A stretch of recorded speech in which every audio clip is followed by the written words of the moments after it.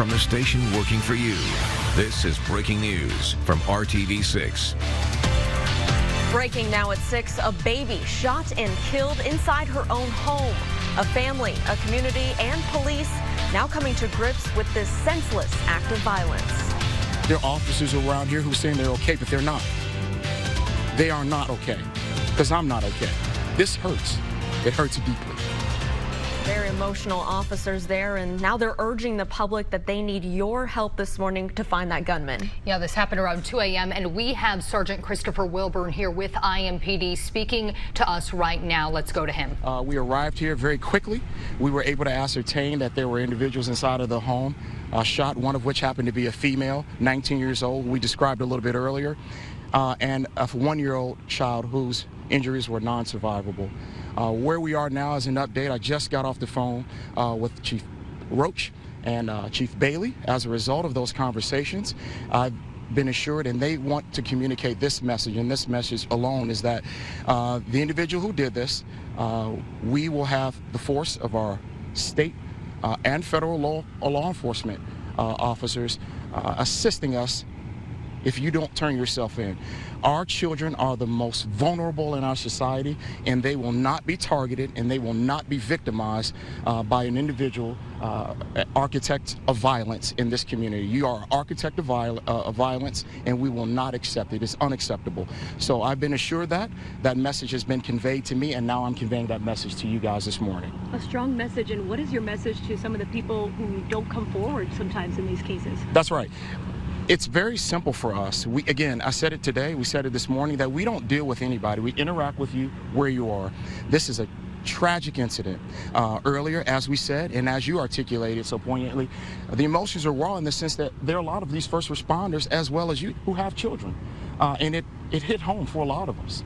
But we are now culminating through investigations, through individuals who we detained at the scene, combing through evidence, forensic evidence, and we will find whoever did this, but we need your help. And I have been assured, state, local, and federal partners, that's at a moment's away, a phone call away. And so that's where we are. When you say state, local, and federal, what does that look like? You can put that in perspective for us. It means all of the assets that are available through investigators, through all of the techniques that we employ in law enforcement, all of those quasi-pseudo-private matters, investigatory things that we utilize at our disposal. So the reality of it is this, is that we can't do it alone. We understand that.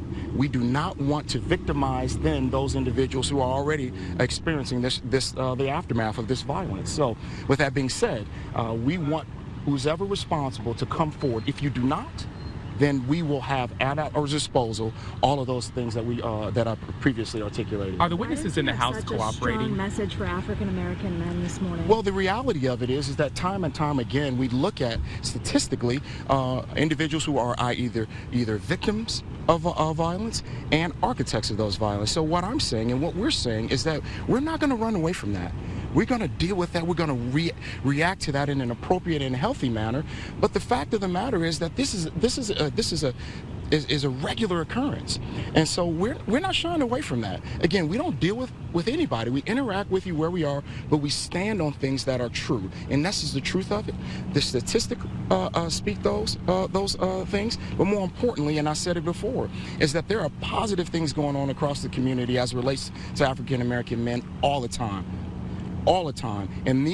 And I said it before, these individuals who articulated this violence at this home, and now a 1-year-old baby girl, average weight of a baby girl, average weight of this child between 17.5 and 22 pounds. Let's put that in reality. So that's where we are. So we're not browbeating anybody, but we are actually examining the truth of where we are, and that's important to know. Are the witnesses that were inside the house cooperating with investigators? At this point, they've had everybody that was inside of the home, and they're asking them for as much information as they can. I've been assured that they're gaining ground. These are our top-of-the-line investigators. Chief Bailey has said that yesterday.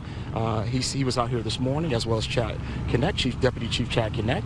So all of our brass, all of the individuals responsible and who will make very good decisions as it relates to leadership in our police department, we're here this morning. So we're going to be out here for a while. So the reality for us is this, is that if you know something, if you have any information that can really identify this individual, because this is tough, it still is tough, then call us.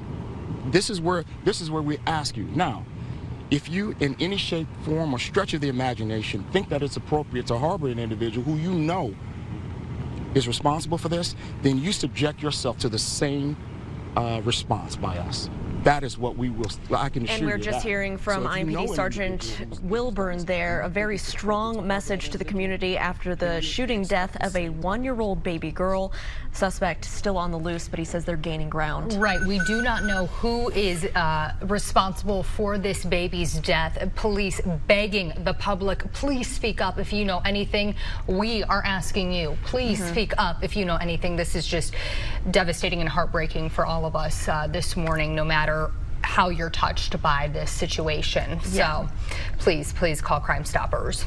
We will get back to Aaron Lish, who's at that press conference live later in the show, but right now it is a Storm Team 6 alert day. Kyle Mounts joins us right now with the rain that's moving through our area. Yeah, we've got some rain as you're heading out the door this morning. Also some areas of fog out there. Our temperature is mild at 52 in Indy, a little cooler for you, but you're dry in Lafayette and Peru in the 40s. There, the upper 40s to middle 50s. Elena. All right, thank you, Kyle. Here's a look at I-69, kind of towards the Campus Parkway area up in the Fishers part of town. You can see all is moving up to speed. Elena, thank you. More breaking news this morning. Lawrence police sorting through clues at this scene to track down whoever shot a man this morning. He was taken to the hospital after being shot in the head during an altercation at a gas station near 42nd and Post Road. Right now, no word on his condition.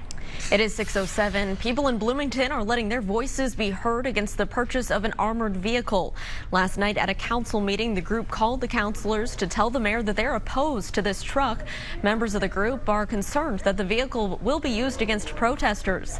The city has already agreed to a deal to buy the vehicle. Police say it's needed to protect the officers on the critical incident response team. New developments after a major cockfighting ring bust in Brown County. A local nonprofit animal group took in the more than 100 birds after police raided the ring. The bust happened at a home yesterday near the Bartholomew County line. Mark, Dorena, and Randall Heron all now face charges. The Indiana Gaming Commission says the arrests came after a 6-month investigation. And happening today, a procession will be held in New York City for a Carmel native killed in a recent military helicopter crash. This will be held at the New York Fire Department. Captain Christopher Zanitas was an NYC firefighter. He was also a member of the National Guard when he was killed when his helicopter crashed along the Iraq-Syria border. Happening this morning, we are nearing the 50th anniversary of the Kennedy King Memorial on Indy's north side. Today, community leaders will dedicate a memorial plaque and unveil 2 commemorative banners at the park. This is the first phase of a renovation project for the park. This is all leading up to the 50th anniversary of Senator Robert F. Kennedy's speech at the park announcing Dr. Martin Luther King Jr.'s death. That is on Wednesday. Time now is 6:09. Kyle, we have another rainy day ahead of us. Yeah, we're dealing with that rain out there this morning, getting some spring showers. At least we're talking about rain this go around instead of some snow. Kyle, thank you. We are staying on top of that breaking news. A baby shot and killed on the northeast side. We'll head back out live to that scene just after the break. Stay with us. But somebody targeted this home, and we know who did that. You know who did that.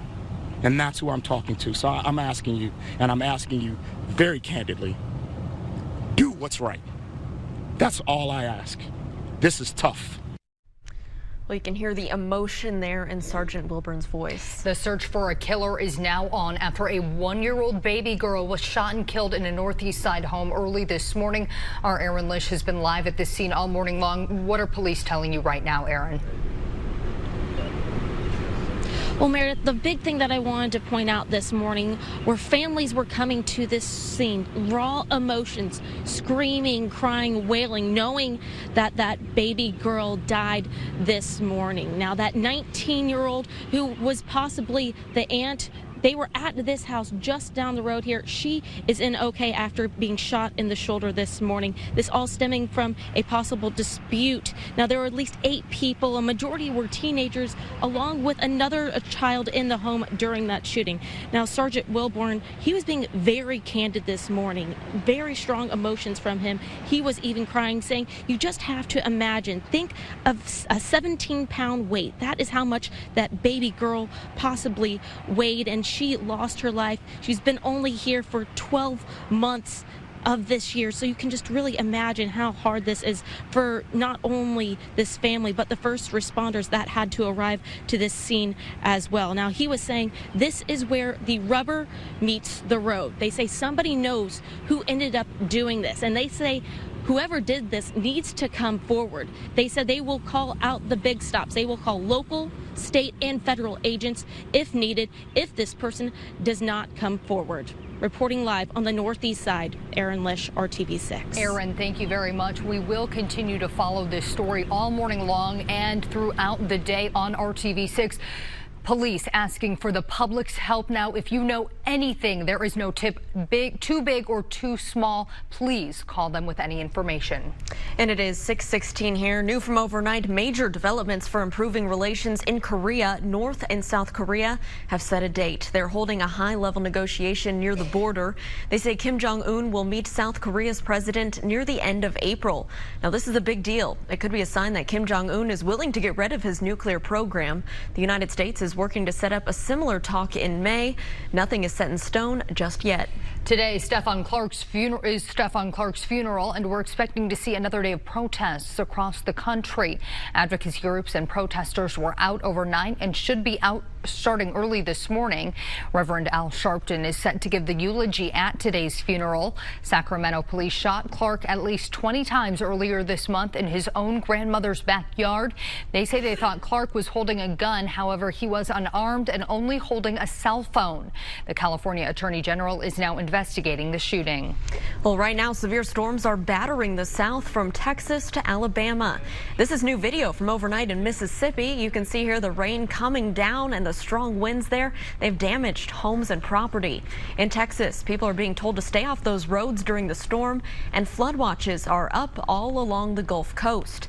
Now, back here at home, Kyle, we're dealing with more rain. Nothing like they're dealing with in the South, but something to keep in mind today. Yeah, we, of course, last week spent much of the week with Severe Weather Preparedness Week. We don't have any severe weather that we got to deal with today, but quite a bit of rain is coming our way. And looking out over downtown, and you can see that water is just kind of hanging on the lens there. Zoe's only a little girl, and we are only a small group of moms.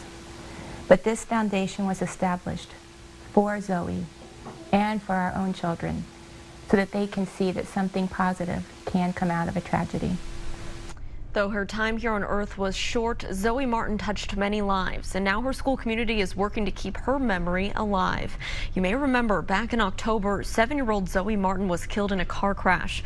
And now the parents of her classmates at St. Francis and Clare Catholic School in Greenwood are coming together to become Zoe Strong. They're starting a new foundation and hosting a first fundraiser tonight in Zoe's name. They hope they can create a permanent memorial for her on that school playground.